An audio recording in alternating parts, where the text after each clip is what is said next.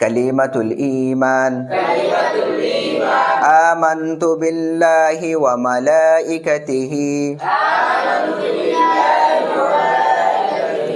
ওয়া কুতুবিহি ওয়া রুসুলিহি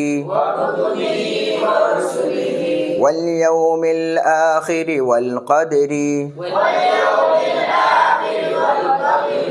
কালিমাতুল ঈমানের অর্থ আমি ঈমান আনলাম আল্লাহ তাআলার উপর, তার মালাইকার উপর,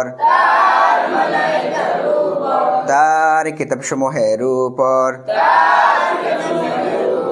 তার রাসূলগণের উপর, আখিরাত দিনের উপর,